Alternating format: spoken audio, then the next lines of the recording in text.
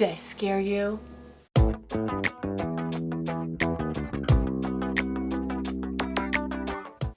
Hey there, crafters! So I probably didn't actually scare you unless maybe like, I don't know, you'd like stayed up all night studying and were running only on like coffee and willpower, and then maybe that might have like woken you up a little bit. But probably didn't actually scare you. But I do have a spooky project today that, while it might not scare you, it'll definitely get you in the Halloween spirit. So we are going to be making some friendly little ghosts as outdoor Halloween decorations. Doesn't take much materials. You're going to need plastic bags, a tablecloth. I got mine for like $1 at Walmart, or you could get one at the dollar store or it off Amazon. A little bit of string.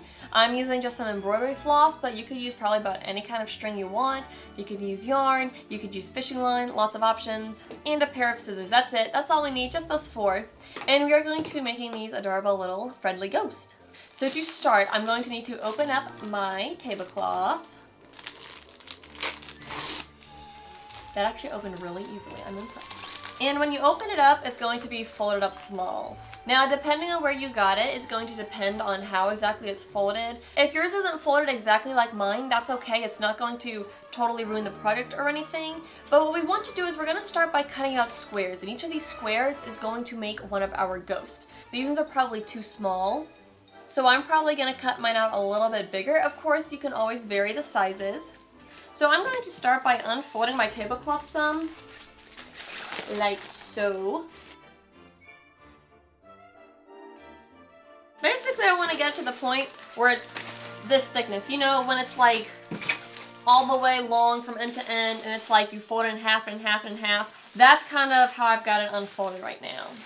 And now that I've got it like this, I'm going to fold it in half. So I've got two ends here, and I've got the big fold up here. Again, this doesn't have to be super precise. The reason I'm folding it like this is to make it easier for cutting, so I can cut through multiple layers at once. So basically what I'm going to do is I'm going to come down to my end here. So I've got these two ends. Boy, this white tablecloth and my dark clothing are really making the camera have a fun time focusing here. You're probably noticing that a little more than even I am. And basically I want to cut out a square. To make my shape a square, it's pretty simple. I'm going to take this corner, I'm going to hold this corner, pinch it between my fingers, take this corner and fold it down along the side and basically create this kind of triangle shape. So once I get this edge lined up with the edge over here, this bottom line, that's going to be the bottom of my square. So I'm just going to cut that out.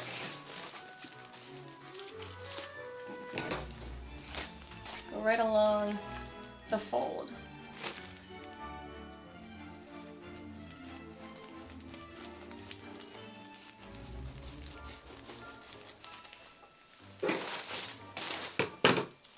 Now I've got the stack, and they're not quite squares because some of them will still unfold. So basically I need to find all the edges that are still folded. See how here, this is a corner, it won't separate. I need to cut down those sides. So there's one right along here. I'm just going to cut down that way. And once you cut, check and see to make sure that no sides are still connected, but you should be able to pull apart and get these sort of squarish shapes. Mine obviously are not perfect squares and they're super staticky to me, but the nice thing is they don't have to be perfect squares for this project. So you can see this guy, I've got one more cut to make on this one. So the basic idea is we're starting out cutting out squares. And the reason I keep it folded up is because it saves me a few cuts, so that's why I like to fold it up, but you can obviously just open it up and start cutting out squares if you want. Size isn't super important, that's what's nice. It's a very forgiving project. So start by getting a bunch of your squares cut out for however many ghosts you want to make. So now I've got a bunch of these squares cut out. And each one of these squares is going to be a spooky, friendly ghost. So the next step is to grab those paper bags. These are basically going to be the stuffing in the head of our ghost. So squish it into a ball. You can use one bag, you can use 2 bags, 3, however many you want. The basic idea is we're going to squish it, get one of our tablecloth squares, and grab the bag in the top, just like this. You can probably see where I'm going with this by now.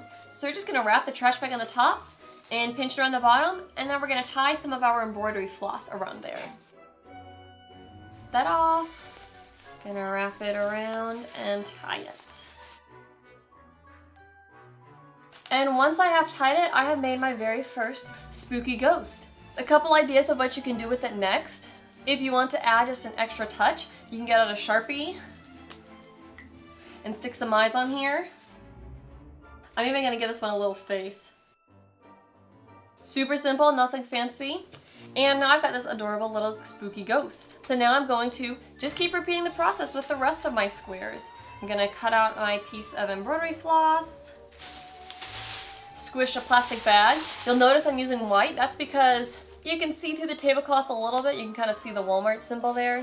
So that's why I'm using white, just so that way, even though the tablecloth is a little see-through, it won't really matter. So again, take my ball, grab it in the middle of my tablecloth, pinch it down, tie it up, add a face if you want, and then you've got another ghost. We'll give this one like a smirking face. He looks like he's up to something. So I'm gonna finish assembling my ghost and then I'll show you some ideas of how you can decorate with them. Alright, so here I am outside and it's crazy windy, so hopefully you can hear me over the wind. But here I've hung my ghost up in a tree. You could of course hang them wherever you want, from your mailbox, on the porch, whatever look you're going for. But I just hung mine from a tree and I hung them up in two different ways. For a few of them, I hung them just from one piece of fishing line, ran the fishing line through the top of it, tied it off, and you can't quite see it, but then I tied the line onto the tree. So I've got one there, another one there, and another one like that there. What's cool about this is they move a lot in the wind, and so they have that flighty, ghost-like characteristic. The way I hung the other 5 up was to run the fishing line through the top of them, just like that. And I tied one end of the line to that branch over there, tied the other end to that branch over there, and just spaced them out along the line. So this is a good option if you don't want as much movement or if you want to make it more of a garland. Sometimes they will want to slide along. These two over here are able to slide, but I positioned them so they stay balanced. These ones over here did not want to stay balanced, so I actually tied a knot in the top to keep them in place. But it's super simple to make these and hang these up, and they really look awesome. And as you can see, they move around in the wind really well. And it's getting colder here, so I'm gonna go back inside. I hope you enjoyed making our spooky friendly ghost. I love this project because it's so simple. You might notice that it's a theme of my projects, that I like simple stuff, especially when it comes to decorations for seasons, because it's like, come on, let's be real. These are only going to be up for like a month, so I want it to be simple.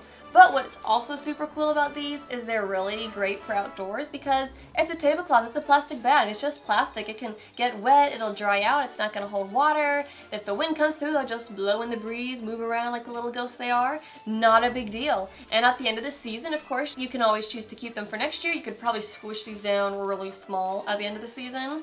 Or of course you can recycle them, toss them out, whatever you want to do with them. So this is a super cute project to add a little extra touch of detail to your Halloween decorations, whether for a Halloween party, whether for in the classroom, or if you're just decorating your yard outside for when all the trick-or-treaters come. Thanks so much for watching my video, and don't forget to like and subscribe if you aren't already one of my crafters. Thanks for watching, everybody. Happy crafting.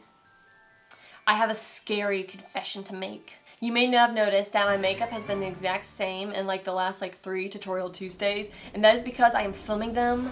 And the sad thing is, I was on fall break, and now it's Sunday, and I have to go to school tomorrow morning. And did I film earlier in the week when I was off and had all the time in the world? No, I waited until Sunday night.